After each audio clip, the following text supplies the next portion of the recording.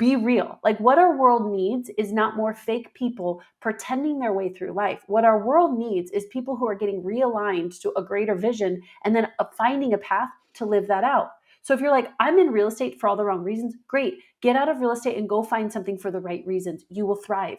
You will thrive, right? So I think that the moments are only asking you, what do you believe? And so sometimes there's that tension around, dang it, it's really hard to put people first.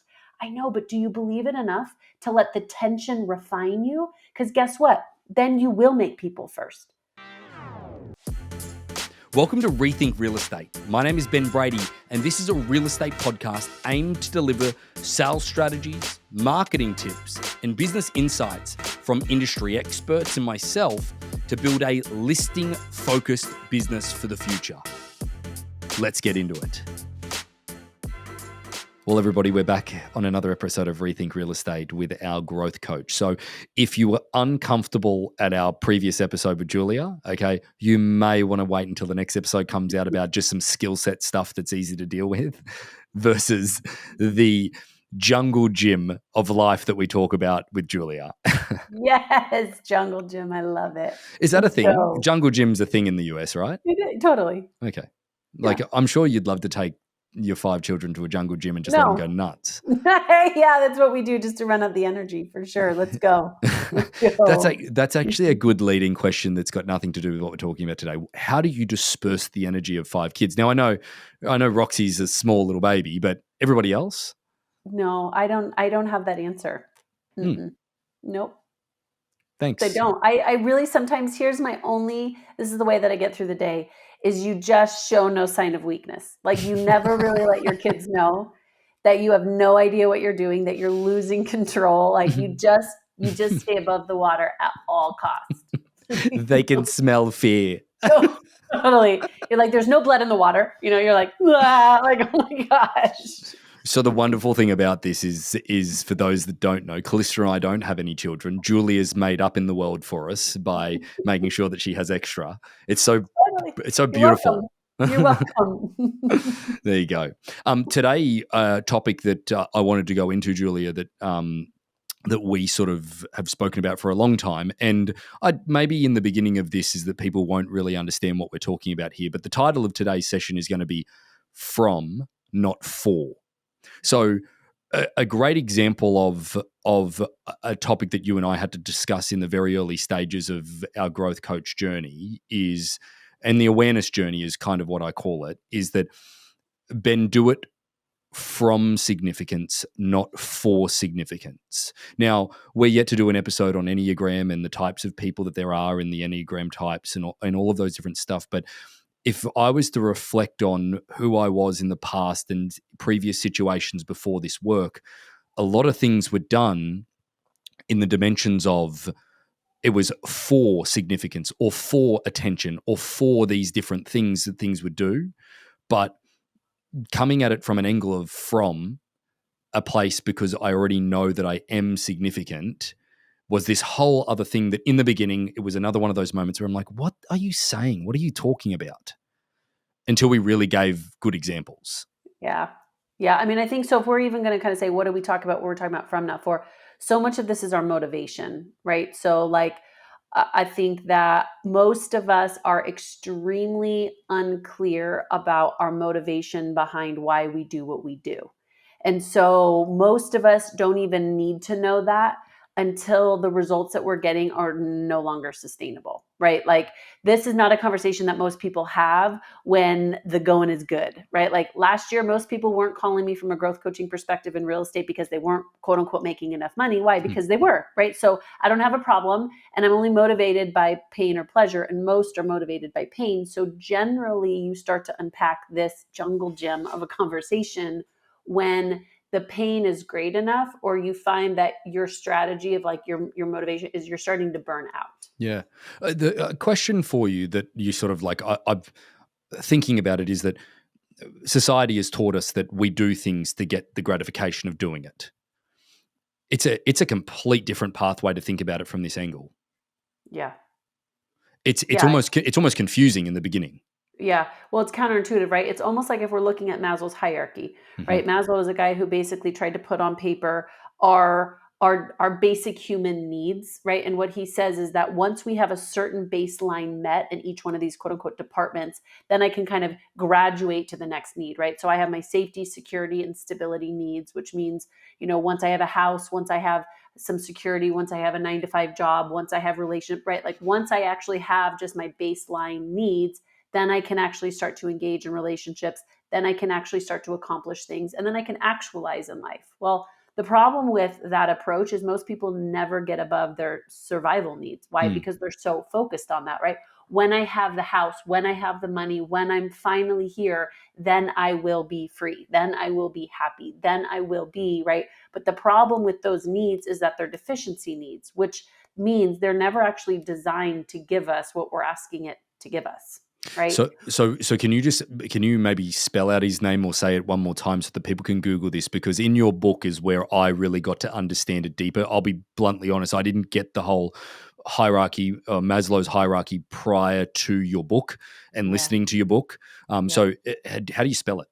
Yeah. It's Maslow, Okay, so Maslow. Maslow, yeah, it's actually very insightful to understand the type of like space that you're stuck in a constant way. Like you said, that first one is survival. Is a Yeah. lot of us just are so focused on that survival element, thinking that once that thing comes, as you said, that then I'll be able to progress. When it's really the complete opposite.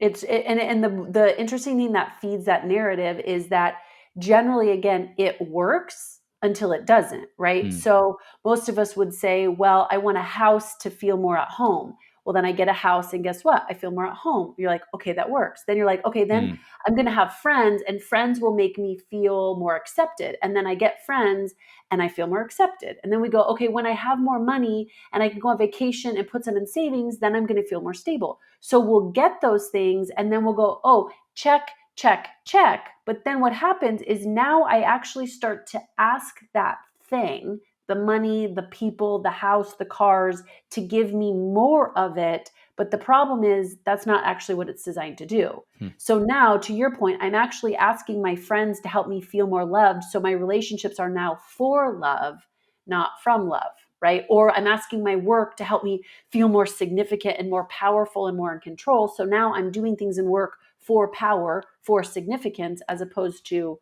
your point, from power, yeah. from significance, right? Now, the funny thing that I read this the other day. Andrew Ross Sorkin is a guy who sends out a weekly newsletter. It's just a financial statement, and I thought about this the other day.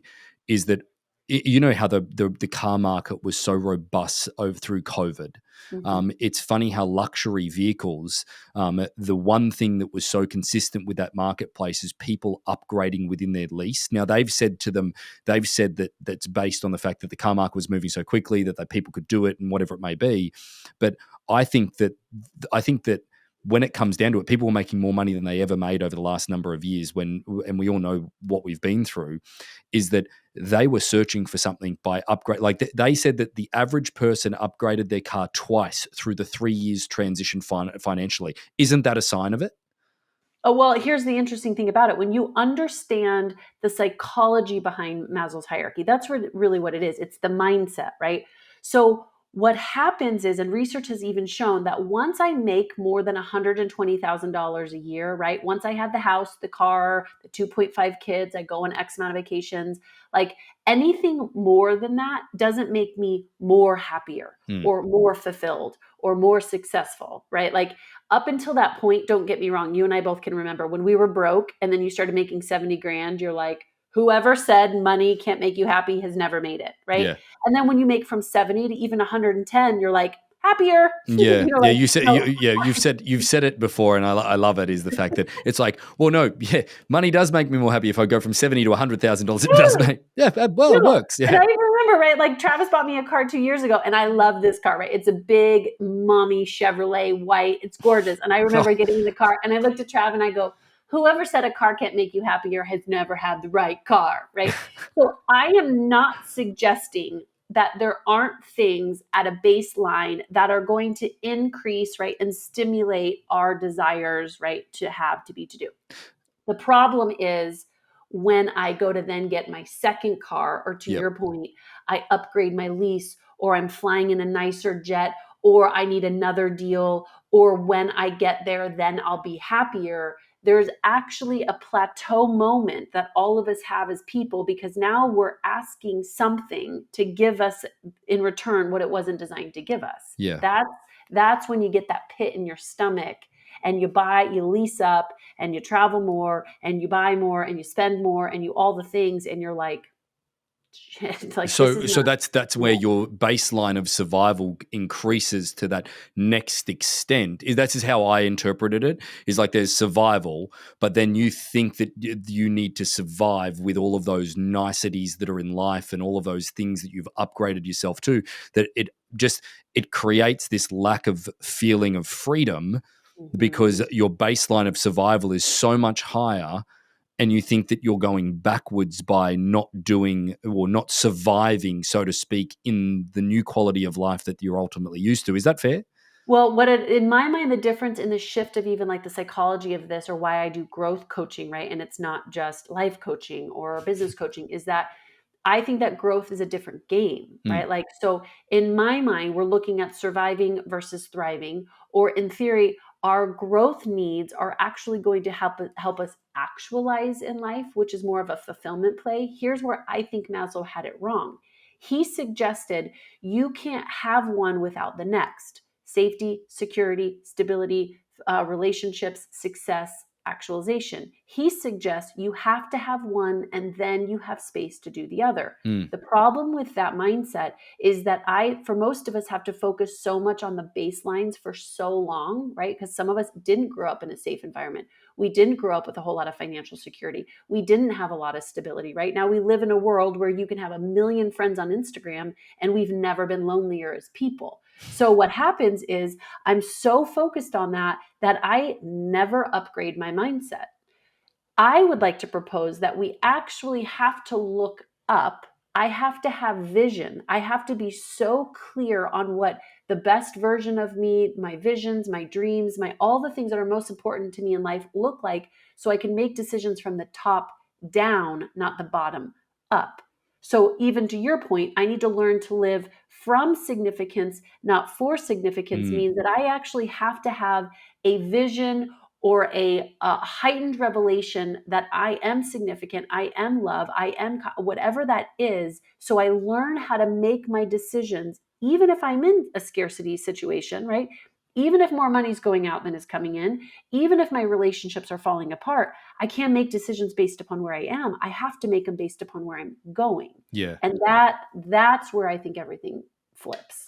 I think that like it still is a ongoing situation where I need to ask myself of why I'm doing something. But it came from I still remember where this actually had an impactful moment for me. A good friend of mine, he was doing something particularly. He's in the same business as I am, in the same position I am, and the funny thing about it was I asked, he was doing something and I was like, I knew it was egotistical. It was there was only one reason for him to be doing it. There was just it just didn't make any sense.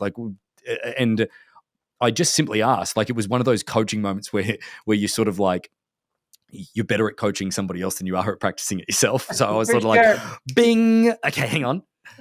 I'm like, why are you doing it? And he's like, what do you mean? Why am I doing it? I'm doing it so that I can have one over them, or I can, all this type of stuff. I'm like, really? Like, why are you like, no, give me an actual feeling of what it's going to give you. He's like, I don't know, power. I'm like, so you're doing it for power? Yeah. And I'm like, doesn't that sound stupid? And he's like, and I can talk to him like that. And Totally. he's like, yeah. It's so well, and here's the interesting thing about the deficiency needs, right? If I'm doing anything for love, for power, for significance, which are all actualized potential, by the way, like all the things that fulfillment, right? That can't always be measured, but it can be felt. The interesting thing about it is that if I'm doing it for power, for love, to feel more significant, the deficiency need, it's basically like it goes in one end and out the other. It's like when we take too many vitamins. My son, 9, Malachi, takes vitamins the other day, and he comes out and he's like, Mom, my pee is yellow. He's like, can you talk to me about why this is happening? And I was like, this is awesome. I love that I'm having this conversation. I was like, well, your body absorbs as much as it needs, and whatever it doesn't need, it's going to pee out. Now, I know that's like a horrible example, but that's what happens, right?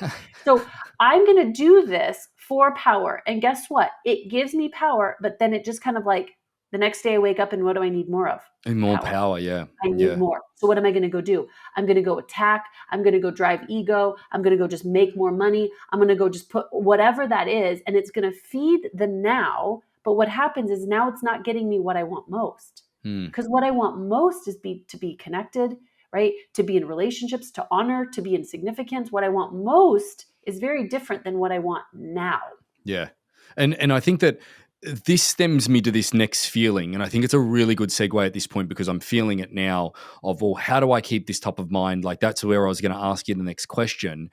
But it's kind of like the one thing that you and I have discussed this week. We're coming into a pretty significant week for Callista and I, in the sense that we're hosting our local conference, and we've got people in town where there's a heightened expectations of things. There is every opportunity for me to fall into this unhealthy environment of Ben just being a control freak, because control is my biggest issue. Right? Sorry to interrupt the podcast, but wanted to ask a quick favor. If you're seeing any value in what we're providing, we'd love it if you could like, follow, or subscribe, whether you're listening on a podcast or watching us on YouTube. One step further is that if you can think of anybody in your community that this episode could help, we'd love it if you could share it to them so we could cast our message further and broaden our audience. Thanks again. But the thing that, has really helped me through that, but it also helped me through this learning curve of not for, but from, was the saying of high standards, no expectations. Mhm. And I think that this sort of, I really do, I think that there's an overlap in these. And it's one thing that all of a sudden really put me at ease thinking of it that way, because we all have these expectations that one day doing this work, bam, I'm going to be free of everything. I'm just going to be this Zen character that is unbelievable, or this, I'm always expecting something out of what I'm doing. I'm working really hard. Why are you working? Because I want this, or I expect this to happen, or this should happen because I'm doing this. Whereas that saying, high standards, no expectations, just simply having high standards in everything that we do, because I can't not, Mhm. is probably one of the most profound things that's helped me on a daily basis. I literally read that on a daily basis, and at the moment, I'm probably reading it every minute in order to keep me in line. Let's just be honest, everybody. Ben keeps food on the Gentry table. Man, geez, this week, I'm serious. You kind of don't want to be around me. No, but so let's unpack this, because I think this is, you're not alone, right? Even though I coach this, you and I are cut from the same cloth. So this is such a big conversation. So like, let's just bring it home. This is how someone knows you have an expectation, right? An expectation, most of us are extremely unconscious to them until we're not. An expectation says, oh, I'm coming home tonight and Travis is going to have made dinner and all the kids are going to have been bathed and everybody is going to be ready for bedtime and everybody's going to have a song. They're singing a song and they've got flowers for me and it's going to be a beautiful home to walk into.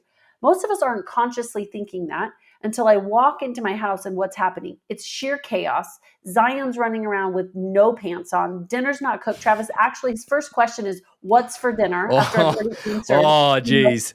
1,000 questions all day long. And he's like, hey, what's for dinner? And you're like, it's time to fight. Let's all fight. right. And all of a sudden, like Hulk, not that ever happens to me, but if it does, right? Like Hulk unleashes, if I'm conscious enough and aware enough, I'm going to go, whoa, Julia, that's an expectation.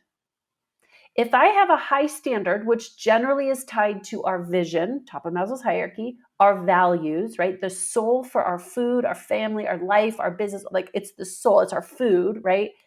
Is no, my standard, I use one of yours, is honor. My standard as a family is love. So high standard is I'm going to love not because you're easy to love, right? I'm going to ask, right, for something in return. Now, I'm not asking for something in return. What I'm asking for is actually to myself to let go of the expectation, but to stand in a place of love or honor, regardless of what's going on around me. Yeah. And most of us don't do that very well. No. Like, and that's, it's still, but it does, it's freeing when you find that, like, it really is. Like I like high standards, no expectations Mhm. is a little bit of like it's a symbol to me that if I continue having high standards, things will happen the way they should. But then is that still an expectation if I'm thinking that? Well, I think that high standards to me, when I think about this, is that actually it means I'm no longer tied to the world around me. Okay. So why this is really hard, because we as people are constantly tied into results, especially in business, right? Or Mm, real mm, estate. Like, we're mm. tied to metrics, we're tied to end game, we're tied to results, we're tied to deals, we're tied to the money in the bank. Like, we're super tied in. And then from a motivation perspective, I'm tied into what people think and how they're responding and what I can control and what I like.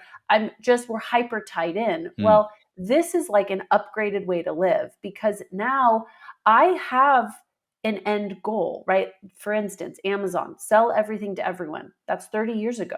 We say that today, we go, check. Well, that was always their intention. When they're Mm. getting sued, when they're looking like they're bankrupt, but all the things along the way, that was always their intention. That was a Yep. high standard.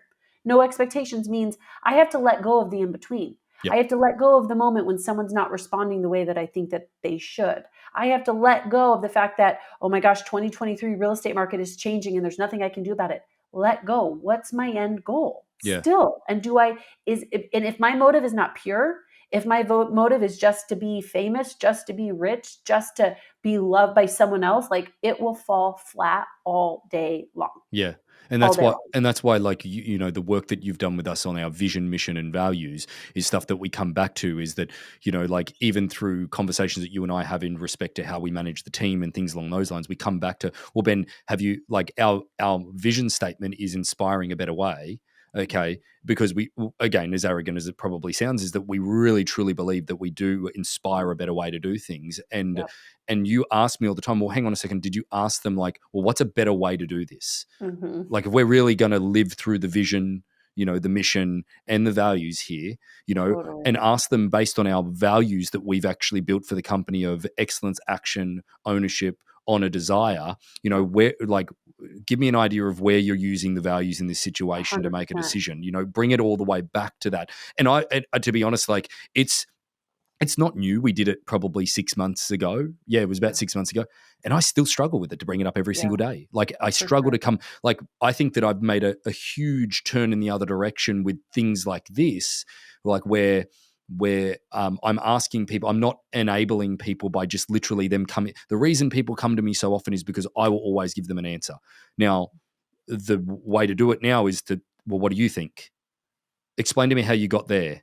Yeah. Okay. And use it as a teaching moment. It's the same thing with all of this stuff as well, is that reflecting on it is probably the first thing that we all need to do. Is that, why am I doing this? Is it Yeah. from, love? Is it from honor? Is it from Yep. significance?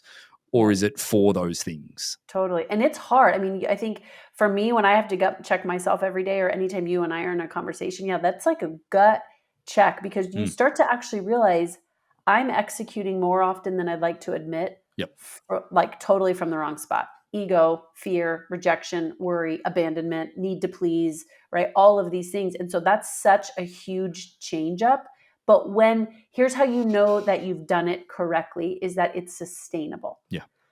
right? When you're coming from the right motive and it's pure and it's true and it's connecting to something bigger, it will actually be sustainable. Otherwise, you feel like you're sprinting and holding your breath and performing and grinding and pushing. And it's a very different mode of operandi. And the simplest, right? Simple, stupid, hard. The simplest way to know that you're actually probably in the right lane is you'd ask yourself, is this mode sustainable? And if it's not, you're not in the right lane. Because it's talking about this again, I think we brought it up in the last episode as well, but my primary goal for the year was consistency, and you and I Mhm. spoke about that, and you're like, seems a little controlling. So, I'm like, oh yeah, okay, fine. Completely devastate me. I'm like, whatever. But no, but it's one of my biggest things, is that I'll get to the point of burnout because yeah. I'm so consistent at this one thing. So the reality is that sustainably consistent. You gave me the opportunity to just leave consistency in there in some way, shape, or form. So sustainably consistent was then the mantra, so to speak, for the Yeah. year. Yeah. For me, what does success look like was a question that was asked to me for 2023, Yeah. and I put consistent okay, but sustainably consistent was the real gold in that, I think. Yeah. Yeah. And that leads to this level of work. And that's going to lead me to the next question.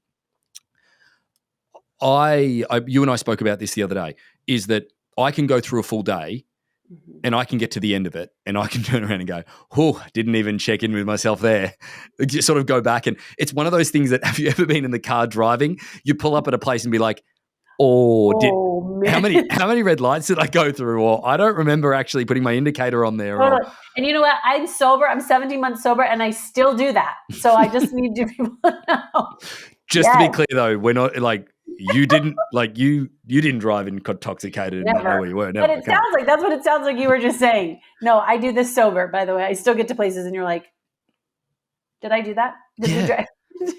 So how do we be more aware and conscious throughout the day? Like I've started, a little bit of a morning ritual Yeah. that we've identified as a problem. I used to, so to give everybody an idea, I started journaling in the morning, which is great. I thought it was okay, but I was grading myself on how I went Right. the day before. Ben Brady is giving himself a scale of 1 to 10 how he performed each day. I was like, dear God, you need to stop doing that. And by the way, we were using the Mel Robbins theory of not allowing yourself to put 5, 6s, or 7s down. It had to be, Totally. Which yeah. implies you suck at it or you're like crushing life, really, is what that means. So we've decided to go a different angle, ladies and gentlemen, that's a little more empowering to remind myself of a few different things rather than how shit I did the day before. So where I'm going to it is that, I'm going through my daily reminders now, where I'm like, obviously we're speaking to the theme of this week of high standards, no expectations is certainly one thing that's sort of allowing us to, honor is another word that I'm using as well to make sure I honor the people around me and the team around me and the situation around me and all of those different things. So there's a bit of a theme in all of that to remind me based on the week is there. However, I literally haven't stopped until I've gotten to this podcast, Julia, and I haven't checked in with myself. And Yeah. how do we do that? How does it become a habit? Yeah. Like I'm years into this with you and I'm still not doing it as well as I want to do it. Yeah. Yeah. I think that there's truly, and we'll talk about this at some point with the Enneagrams, my advice to different personalities would sound rather different. Yeah. Right. But in long and short, I think that if we're going back to the idea of Maslow's hierarchy and we actually go, there's got to be a better way of doing this, then I need 5 minutes in the morning, maybe 3 minutes in the morning, right? Where I actually sit and I meditate and visualize on my standard. Right? What that means is I actually have not, right? Some people, are you setting an intention? Yes, but it has to be at such a deep, profound level that you're actually closing your mind, that you're practicing some breathing exercises, that you're getting oxygen in the brain, and you're embodying and visualizing what it feels like to live from significance, from love, right? I have to connect with that. Why? Because visualization actually helps you walk it out before you walk it out, right? Because we have so many patterns. You had, before coming to me, 30 some years of patterns of just doing things out of control, right? Or doing things from a certain lane, or doing things in order to have power, or doing things. So some of us, when we start this work, we think that just at the snap of a finger that we should have it all figured out, that we should be able to, but we're right. Practice makes permanent. So the idea here is if you can give yourself 5 minutes in the morning to actually meditate, visualize, and embody what it is your standard is, then all day long, all it is little recalibration. What does that mean? It means that in the moment when I can sense like, whoa, I'm starting to go in the wrong lane, I can sense control, my Hulk is popping up, right? Or some people might call it anxiety or the people pleasing or avoidance or whatever their trigger is. We have to know our triggers. Have to. Like if you're going to understand anything about yourself, it's that. And you can identify that at the beginning of your day when you know certain situations. Like that's where 100%. I've started, is that I know what my calendar looks like for the day. I'm not going to know the little things that pop up in the middle of things where I'm going to have to think about where I'm going to be and before I respond or whatever it is, or just answering for the sake of answering. But I know the situation that situation is going to put me in. So play it out in your own mind of the way you want to, or the space you want to be in when you go through that. Yeah, and the idea here is that it's almost like a plane, right? When a plane takes off, it knows exactly where it's going to land. But I don't know the exact percentage, but 90% of the time, the plane is off course while it's flying, right? That's why a lot of times, if we're checking in on ourselves and grading ourselves too often, no, if we were a pilot, we'd be like, we are off course all the time. Like that would not be good. So the idea here is that throughout the day, you're going, oh, that's not who I am. oh, that's not actually a standard that I live into anymore. Or like, oh, that's like you have to course correct yourself in any moment when you feel anxiety. I have anxiety. I'm not an anxious person. Ooh, I feel control. I'm not controlling. Ooh, I sense my anger. I'm not an angry person. Like there has to be like this quick recal throughout the day to keep reminding ourselves high standards, no expectations. Mm. So, what's my standard for the day? What's my goal? What's my motivation here? To connect, right? To get to the goal, to sell everything to everyone, right? To for me and my family to live and to lead by example. Okay, so Malachi goes, yeah, but nobody else is doing that. Fair. That's not who we are. Quick recap. My 9-year-old's like, what does that mean? It means that we live and lead by example. We don't do what other people are doing. Okay, that's a quick throughout the day. 365 days later, you've got how many? So I think most of us think that we shouldn't have those recalibrate moments. That's not true. Mm. That wouldn't make us human. We're having a human experience with people who aren't doing the shit. They're not doing work, Yeah. right? Yep. So it's like we're in constant conflict with the world around us. And the only way that we actually start to do it well is we use it as a recal tool to kind of go, ooh, that's actually, I'm going to stay in alignment with my standard, not with what's going on around me. Yeah, a big help in all of this, and I think that we should do this in our next episode is go through the Enneagram stuff. Like I think that work and understanding the different personality types and understanding your personality type and the wings that you go to when you're in certain modes and everything along those lines. That's really helped me with the identification of the triggers, Yeah. and understanding those moments. I will say this though, like there was my last question that I kind of want to wrap up on is that I probably people have picked up. I'm pretty hard on myself from a scoring perspective, from giving yourself grading yourself at the beginning of every day from your last day. But Totally. We'd be like, 8. I give you an 8 for the day. so, what would you give this podcast, Julia? No, give me like no, I'm going to no, start texting. I'm going to start fucking with you and be like, no. 3. Don't do that. Yeah. So actually, it's irresponsible. And Julia taught me this that if you know people's triggers, to play on those. Do not poke the bear. No poke the bear. But I guess that this work is hard, Yeah. and the way that I thought that I should be doing it is to become a better and more aware person, is to reflect on what I didn't do well during that day. But it just seems like it's a constant reflection of just me thinking that I've fucked up in every single moment.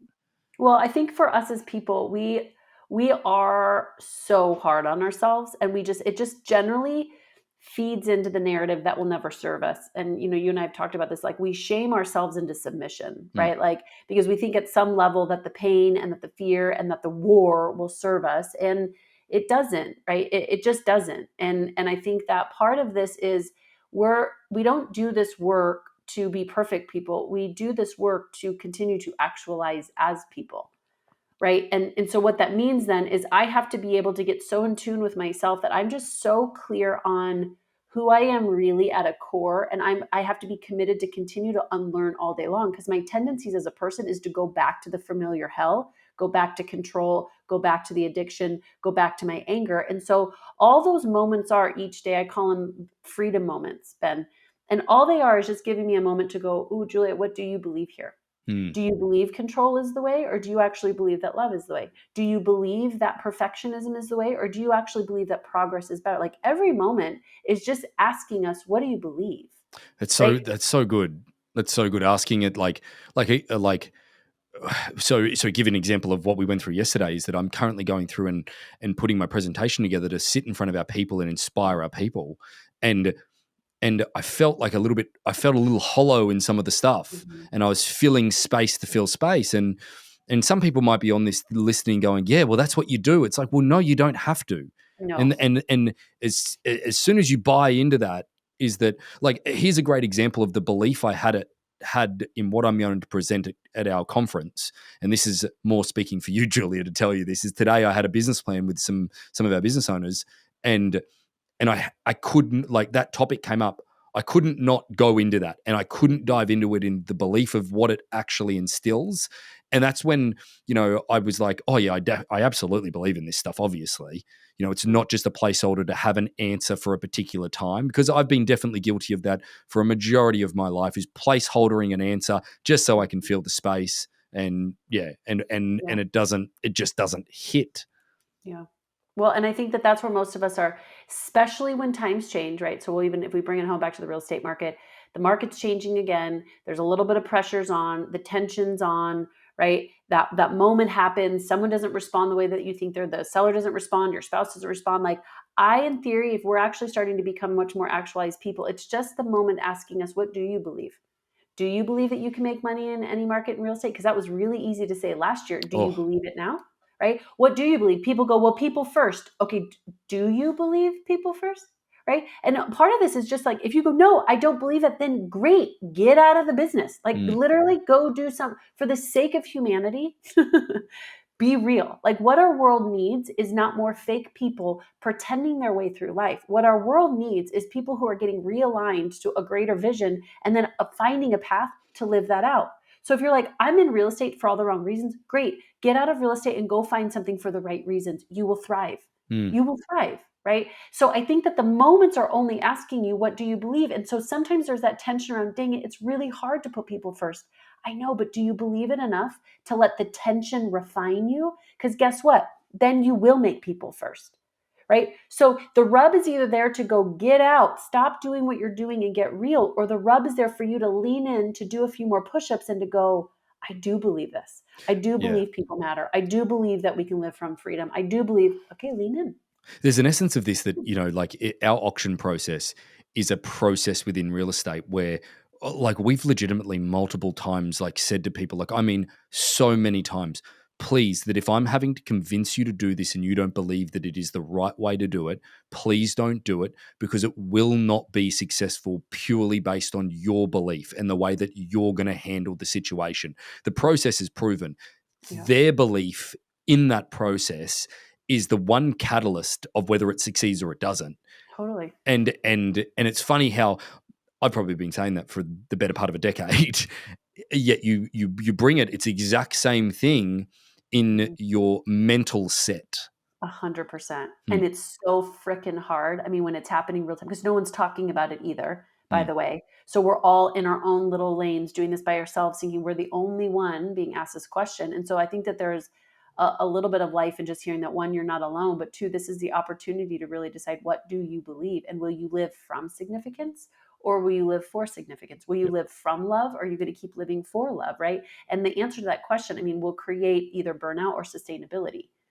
That's ultimately the result. We will either burn out or you will still be here, right? Which is what we're going to see in this next real estate market. Everybody gets in when things boom and everybody gets out when things bust. I'm always curious about the people who stay in when it gets hard because they actually believe, right? It's Indeed. Henry Ford. People think that you can, you can. If you think you can't, you can't. Why? Yep. Because I just decided and I didn't stop. Like that's all that it is. Yeah, no, that's good. So, folks, to round out the episode again, Dream On is Julia's podcast. If you wanted to dive in a little bit deeper, her and Travis putting out some awesome content there. Julia's book is linked in the bio below and also her website, thejuliagentry.com. So Julia, thanks for joining us. We'll probably dive into Enneagrams next time. What do you think? Sounds great. Awesome. Thank you. Thank you. So, about 75% of our audience hasn't liked, followed, or subscribed to our podcast. It would mean the world to us, and it would help this podcast more than you know to expand our reach if you were to like, follow, or subscribe on any of the platforms that you're watching or listening on. Thanks again.